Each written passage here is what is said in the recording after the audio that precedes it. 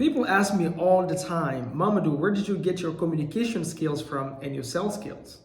Right? You seem so comfortable talking, whether it be in front of the camera or in front of people. Like, where did you get it from? It seems to come to you naturally. Even my team, they ask it to me all the time, right?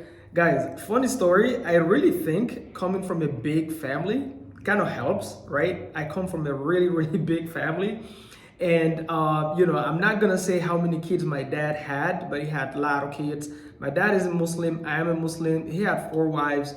And my mom alone had, I think, I might have to count, but 12 kids. And we still have, I think, about 9 left. The other ones, they've passed away, bless their soul. But I really, really do think, guys, funny story, I really do think coming from a big family helps. Because here's what coming from a big family looks like. Even though I didn't grow up with my family, I left, my mom passed away when I was turning 7 or turning 8. I can't really remember, but I was really, really young. And so when she passed away, we all got split. So I grew up by myself in a refugee camp, right? But that's another story for another day. I'm gonna do a whole nother video for that if you guys wanna hear my story.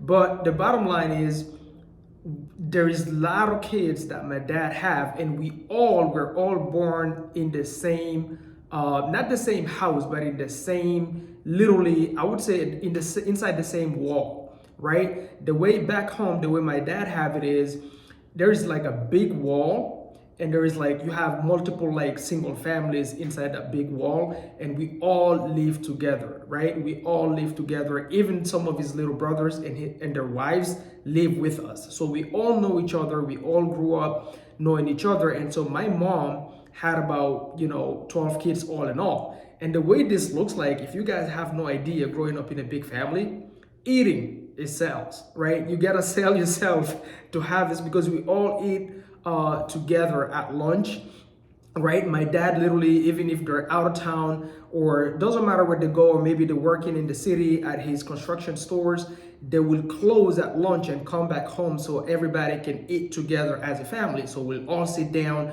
back home, we eat with the hands, everybody share the same plate, right? And so when you're a kid, if you miss that lunchtime, it's done. You're most likely not eating until the next day. And you gotta negotiate for your spot, right? You gotta be super polite so you don't get slapped in the face by having certain manners on the table, right? One of my older brothers used to beat me a lot when I was a kid, because I was super, super stubborn.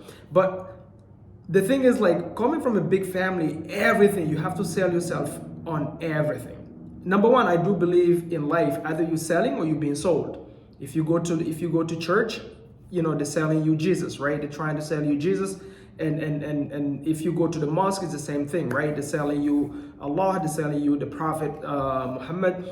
Like, everything in life is either you're selling or you're being sold. And so coming from a big family, in order to get attention, get your daddy's attention, get your mom's attention, get your big brother's attention. I remember, even though I left when I was 7, but those 7 years, I have all the memories possible that I can never forget. Playing with my cousins, my little brother, my two little sisters, seeing my mom run around, cooking, trying to get my dad's attention. When I was a kid, my dad, he's a religious leader in my country.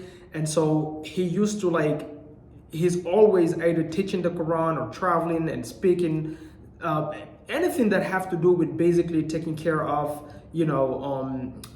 his role as a leader when it comes to the community and the religious activities, right? And so my bond with my dad started with the Quran. Okay, my dad loved when he sees you sitting down and reading the Quran. So what I used to do is I had this trick. When I know my dad's car is about to pull up, right, and I'm just playing with my friends, I run inside the living room and I'll go grab me the Quran and I'll sit down and act like I was reading before he came in, so that when he comes in, he will go out and buy me candy or whatever, right? And he will come in and go, oh I'm so proud of you, you're reading the Quran, right? That's my bond with my dad since I was a child. He's actually the one that instilled in me the passion for teaching. I really love teaching. My dad always told me, and this is, part of also our Islamic beliefs, is that the best man, the best human being is the one who learns and teaches. the one who learns and teaches. So I really naturally do have a passion for teaching anything that I learn. And so I do think my communication skills and my, some of my sales inclinations, right? I think it really comes from me, number one, coming from a big family, 12 kids, just my mom alone, do the math. I'm not gonna give you the number because you might just drop out of your chair. My dad had a lot of kids. So we had to sell ourselves on everything to get new shoes, new clothes, get my dad's attention. Me, I always wanted to travel with my dad. Every time I hear the car noise, I gotta be there. Guy, literally, I'm not gonna make this, I cannot make this up. I remember as a child, my dad was heading somewhere to a different village and he had a speaking engagement.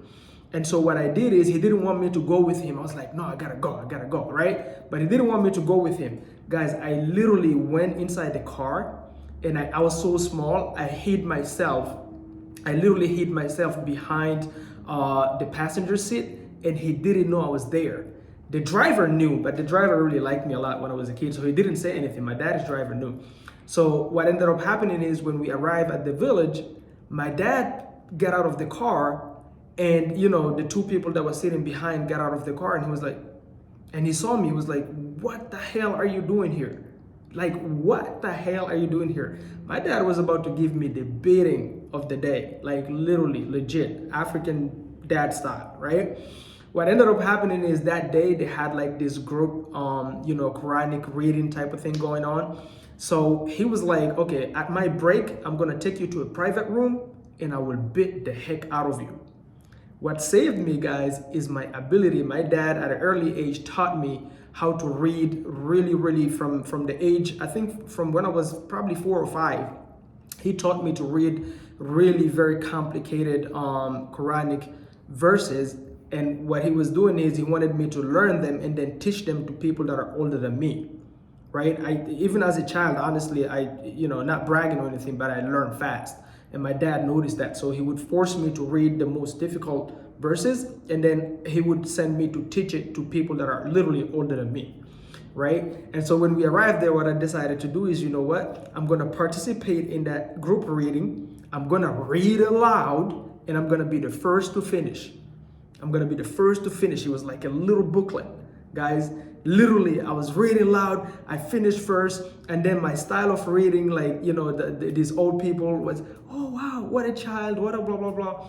That saved me from a beating that day, guys. Literally saved me. My dad looked at me and said, "You're so lucky. I'm proud of you." Right? And he literally forgot that he even wanted to beat me up and started offering me food and stuff. So I think that's where my communication skills and sales background come from, guys. It's coming from a big family. I think that's where it started. But let me know what you think in the comments. If coming from a big family give you an advantage when it comes to sales and communications altogether. Boom, boom, boom. Thank you, guys. Make sure to like, subscribe, and hit the notification bell. Until next time.